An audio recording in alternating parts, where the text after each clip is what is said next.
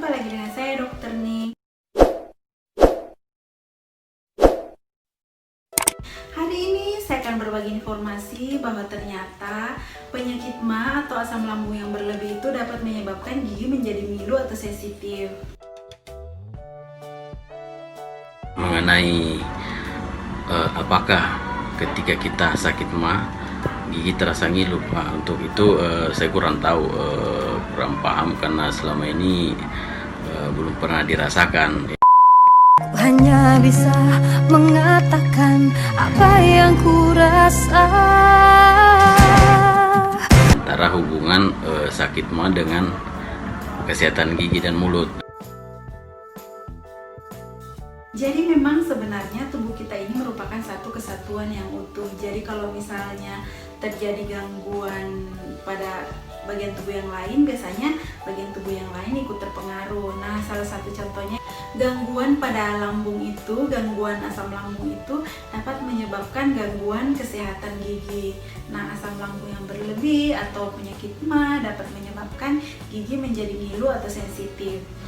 Gigi sensitif ini memang sebenarnya banyak sekali faktor penyebabnya, namun yang akan kita tekankan di sini adalah bahwa ternyata penyakit MA itu dapat menyebabkan gigi menjadi sensitif.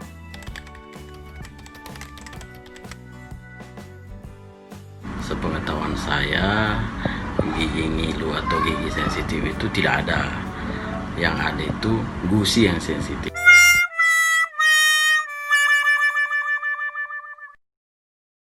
Nah, kenapa saya bilang gusi yang sensitif? Ya, contohnya ketika kita sikat gigi, terkadang kena gusi, tiba-tiba besoknya pasti sariawan, luka gusinya, jadi menimbulkan sariawan. Jadi kenapa saya bilang gusi yang sensitif? Gigi sensitif adalah gangguan rasa ngilu yang terjadi secara tiba-tiba saat kita minum yang dingin, atau misalnya minum yang asam-asam, atau makan yang asam-asam, atau pada saat kita menyikat gigi biasa terjadi rasa ngilu. Nah, itu namanya gigi sensitif. Gigi sensitif ini dapat berhenti dengan sendirinya. Jadi gejalanya itu ada yang ringan sampai berat. Kemudian gigi sensitif ini bisa mengenai satu gigi atau beberapa gigi.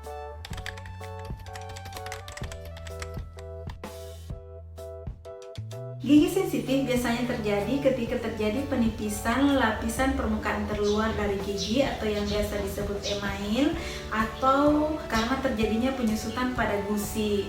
Jadi seperti yang saya katakan sebelumnya di video yang lalu, sudah saya katakan bahwa gigi itu terdiri atas dua bagian, yaitu bagian mahkota dengan bagian akar. Nah, di bagian mahkota ini ada tiga bagian. Lapisan terluar namanya email, lapisan kedua adalah dentin, kemudian yang ketiga adalah ruang pulpa atau ruang yang terdiri atas saraf-saraf dan pembuluh darah. Nah, pada akar juga memiliki tiga lapisan. Yang pertama namanya sementum, yang lapisan tipis sekali, yang gampang sekali hilang ketika gusi menyusut. Kemudian di bawahnya itu ada dentin.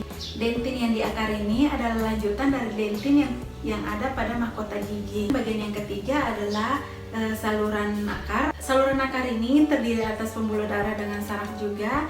Jadi dia berhubungan dengan ruangan pulpa yang ada di mahkota. Ketika email gigi atau lapisan permukaan terluar pada mahkota gigi hilang, itu akan menyebabkan lapisan kedua gigi atau yang biasa disebut dentin akan menjadi terekspos atau terlihat. Nah, begitu pula ketika misalnya terjadi penyusutan pada gusi, sementum ini seperti yang saya katakan sebelumnya bahwa dia mudah sekali hilang, mudah sekali larut karena dia hanya lapisan tipis. Nah, ketika sementum hilang maka muncullah dentin. Apa sebenarnya yang terjadi pada dentin ini? Mengapa ketika misalnya dentin terbuka gigi menjadi sensitif? Jadi dentin ini terdiri atas poros-poros kecil yang berisi cairan. Nah, itu poros tersebut langsung berhubungan dengan ruang pulpa atau ruang saraf. Nah, ketika misalnya terjadi rangsangan seperti dingin, panas, atau asam, itu dapat menyebabkan cairan yang terdapat di dalam saluran-saluran poros-poros dentin tadi itu menjadi bergerak ketika cairan tersebut bergerak, itu akan menyentuh saraf yang terdapat di dalam ruangan pulpa. Ketika terjadi itu, maka timbullah sensasi rasa ngilu atau gigi sensitif.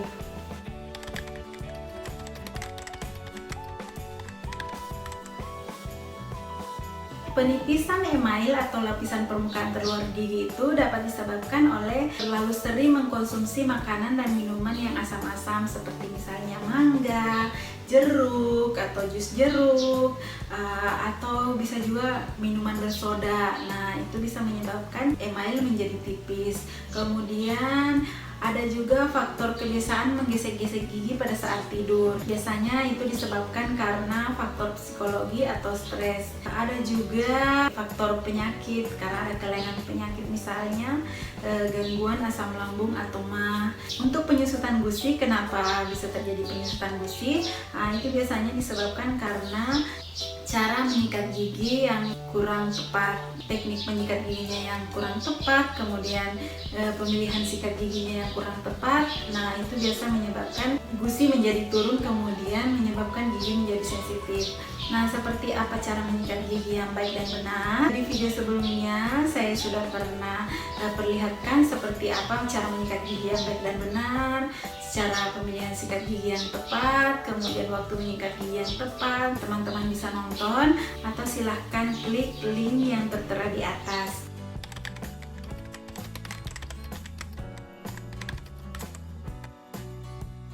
Penyakit MAH atau asam lambung yang berlebih atau biasa dikenal dengan sebutan GERD itu adalah gangguan yang terjadi pada lambung, di mana asam lambung atau makanan yang dari lambung kembali naik ke atas, bisa sampai di kerongkongan atau sampai di dalam mulut. Nah, biasanya orang dengan penyakit MAH atau asam lambung yang berlebih disertai dengan rasa mual, kemudian muntah, bersendawa, dan nyeri pada ulu hati. Nah, pada sebagian orang, tanda bahwa mereka mengalami gangguan pada lambung itu biasanya adanya pengikisan email pada gigi mereka, terutama gigi paling belakang. Kemudian gigi depannya biasanya tidak terjadi apa-apa. Ya, meskipun mungkin menurut kita ya penyakit lambung ini nggak ada hubungannya dengan gigi, tapi sudah banyak sekali literatur atau penelitian yang menemukan bahwa terjadi hubungan antara penyakit lambung dengan gigi sensitif. Seperti namanya, asam lambung itu bersifat asam. Ketika orang mengalami gangguan lambung, gangguan asam lambung yang berlebih, gigi itu akan sering terekspos dengan asam lambung tadi, atau misalnya gangguan mual, muntah, itu menyebabkan kondisi di dalam rongga mulut itu menjadi asam. Nah, seperti yang dikatakan sebelumnya bahwa email gigi ini atau lapisan permukaan terluar gigi ini sangat sensitif terhadap kondisi yang asam, karena kondisi yang asam itu dapat melarutkan mineral-mineral yang terdapat pada lapisan permukaan terluar sehingga dapat menyebabkan hilang atau terkikis. Sebenarnya air liur yang kita miliki itu memiliki sifat penetral. Jadi ketika misalnya kondisi mulut terlalu asam, biasanya dinetralkan dengan air liur. Tapi jika kondisi asam terus-menerus terjadi, terpapar, air liur sudah tidak dapat membendungnya sehingga terjadilah pengikisan pada email.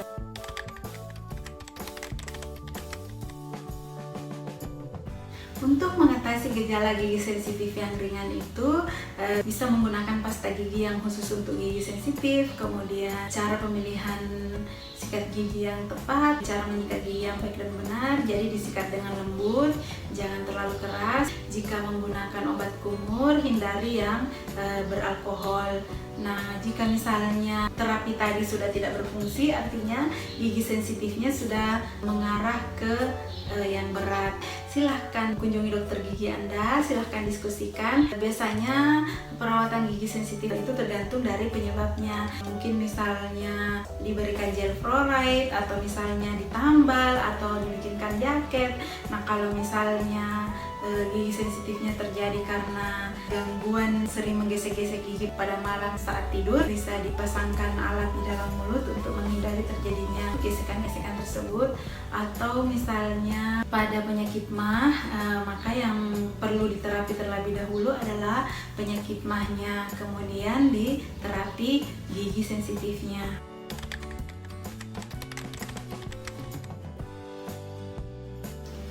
Untuk mencegah terjadinya gigi sensitif, silahkan perhatikan kesehatan gigi dan mulutnya, menggosok gigi dengan baik dan benar, pemilihan sikat gigi yang tepat, kemudian hindari makanan atau minuman yang terlalu asam, atau misalnya pada saat minum minuman yang bersoda silahkan pakai sedotan supaya tidak terlalu mengenai gigi. Kemudian jangan menahan makanan atau minuman asam terlalu lama di dalam mulut. Biasakan sering berkumur setelah selesai makan atau minum yang asam. Banyak minum air putih. Untuk gangguan sering menggesek-gesekkan gigi pada saat tidur malam, silahkan olah stres Anda, karena sebenarnya gangguan itu terjadi karena gangguan psikologi atau gangguan stres. Demikian video saya kali ini, semoga bermanfaat. Nantikan video saya selanjutnya ya. Salam gigi sehat, jangan lupa like, comment, dan subscribe.